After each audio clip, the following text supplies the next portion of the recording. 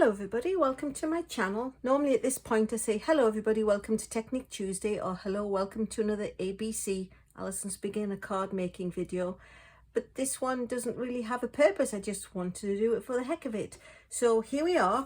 This is a card I discovered and I liked it so much I wanted to give it a try, and then I liked it so much I wanted to share it with everyone.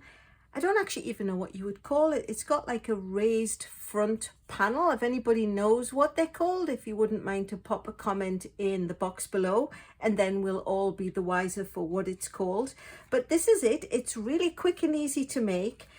It's one piece of cardstock, 4¼ by 11, scored at 5½. So it's half of a 8½ by 11 cardstock. And then this little overlay piece is, I'll bring in the pieces that I've actually got actually. This is the card, so it's 4¼ by 11, scored at 5½, and then it's just folded to make a standard card base that fits in a standard envelope. The front extra piece is 4¼ so it's sort of this way, by 3. And then it needs a piece of 6 by 6 designer series paper. We need a little bit of white to stamp the detail on, and then I just have some green because the sample I had seen made by Lorraine had ribbons and I didn't have any ribbons that matched. But the reason I like it so much is it uses up the pieces of 6 by 6 designer series paper. This is the Bright and Beautiful, and in my pack this is how it looks. There's all sorts of colors. I've got all these pieces, so I've got, and we could cut these two down and make one. You could put this to one side and this little extra piece to make one. I've got all these lovely pieces. I mean, you could cut it on purpose. It's a piece of 6 by 6 and then it's cut a 2-inch strip off, so it's 6 by 2. But I have all these extra pieces and I thought this would be ideal to make these extra cards. So without further ado, let me show you how I did it. Piece of 6 by 2-inch cardstock, and of course this is 3 inches, the overlay part, so it needs to be 3 inches wide. So what I did was I would say cut it in half, but I rather like the ends. So obviously if you cut it in half, you've got a 3-inch piece and you cut your other 3-inch piece into 1½ inches. This side of a Stampin' Up! Paper trimmer is 1½ inches, so you can just slot it into there and cut that piece off that side, turn it round and slot it into there, so you've got the colors coming off the ends of each one, and that's it basically. That's the cutting part. So what I did then was, the sample, as you will see, is fresh Freesia and it's Granny Apple Green. So I'm going to take the Granny Apple Green ink, and I have got, or rather I have not got, the leaves. I'm using the Darling Details stamp set and the Darling Details dies to cut all the pieces. So I'm just going to grab an extra acrylic block,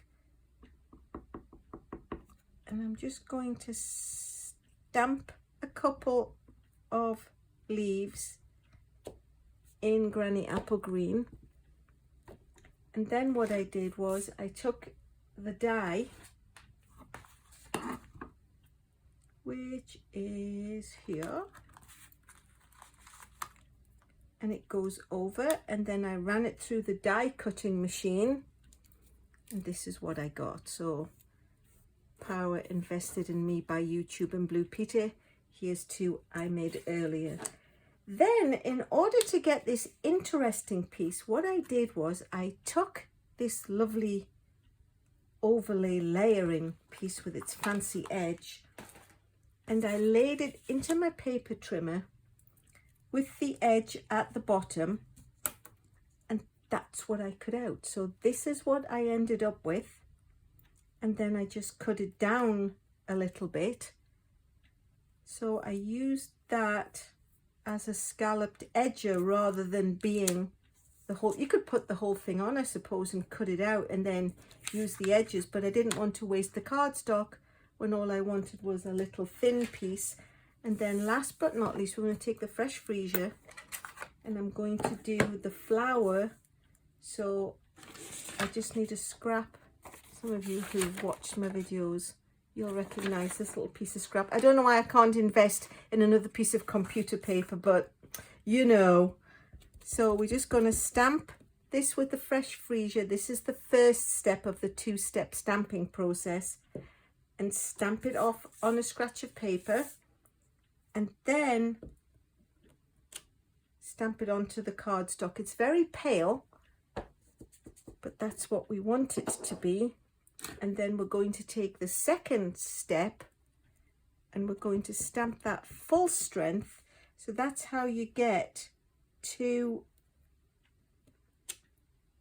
step stamping with just one ink color. So you don't have to have a lighter pink and a darker pink. If you stamp it off onto the scratch paper, it takes some of the color away and you're doing, it's called second generation stamping.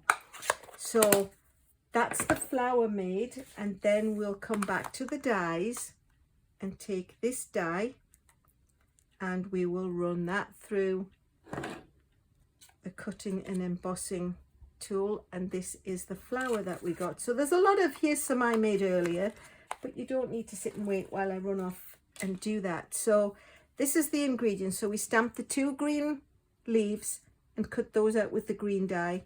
We stamped the edge of the box in the granny apple green, and then we 2-step stamped the flower. So you can see it's pretty quick and easy to motor along and get this done. So what we need to do now is attach, let me just go ahead and close this green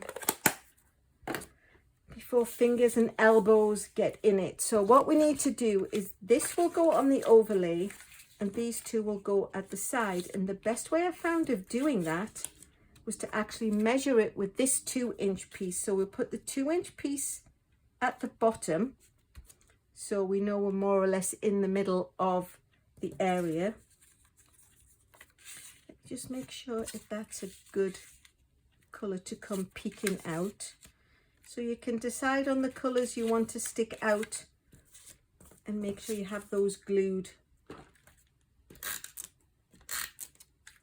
so there's not too much of a difference. So like I say, we're going to put the 2-inch piece at the bottom, and then we're going to put this underneath piece up against that on the edge, and the same with the other side. We'll butt it up against the 2-inch piece and against the side of the main card body, and then you know you've got them even and a nice equal spacing, and then that can just come away. And then in order to do that in reverse, we can lay the overlay piece on, stick some rolling adhesive or glue or however you like to attach things. So if we lay this in place, however far you want it to be up, and then you can just make sure that you've matched those between the two. So if these edges match and this edge matches, you know when you've come to put this back on, it's going to be nice and even. This just has a little bit of extra, so I'm going to snip it off. And then what we need to do is attach the greenery. Oh, I don't even think that looks particularly straight. So I'm going to bring in my acrylic pad, a silicone pad, and I'm just going to use the liquid glue, the mono liquid glue. Just put a few little dots of glue places. And the reason I'm using the silicone pad is it wipes off from that, and then it doesn't leave your work surface all sticky. So then we just need to pop this equally on, and the other nice thing about the liquid glue is it's a little bit forgiving, so you can slide it around a little bit if you need to, but I think that looks okay. So I did it a generous size, just there was a little bit extra to cut off, so I'll go back with my snips and cut those off so they're nice and even edged. Oops. And then what we need to do is attach, I don't think I put enough glue on here. You know what I'm going to do? Take the liquid glue, put a little smidge of dot in there, press it down, and that will stick just nicely. There we go. So then we need to attach the flower and we need to attach the greenery behind. But this is going to be attached with dimensionals, so we don't want to put necessarily dimensionals on the flower, or it could become too thick to go through the mail with standard postage. So we'll put a little bit of sticky on the back. We'll attach the leaves where we think they would look nice and attach that down. And because this is actually going to overhang, it doesn't have to fit into the card. It's not like when you do the big card and it has to fit in, otherwise it won't go into the envelope. This one will work quite nicely. So the last thing we want to do is pop on the greeting, all from the same stamp set, and just say happy birthday in granite apple green, so it's all coordinated. And then what we'll do is we'll take some dimensionals and we'll pop them on the back. Extra one in the middle just to give it a little bit of support. Peel off the backing papers. Not sure which ones are sticky and which ones are not. That's quite funny. And then this just has a little overhang there, so I'm just going to quickly trim that with my snips too. And then we just need to line this up and pop it on, press the dimensionals down, and ta-da, there you have it, a little front raised overlay card. I'm not quite sure, let's vote on it. You guys tell me what you think it should be called, and that will be the name that it will become. I did a blue one because I thought that one was quite fun. I thought this one would be quite good for like a little boy's birthday or something. Same deal, it's just raised up, same measurements. It was just another piece of blue that I had. So if you like what you've seen, please go ahead and subscribe so I can keep bringing videos to you. It helps keep my algorithm up. If you like it, who doesn't like a like?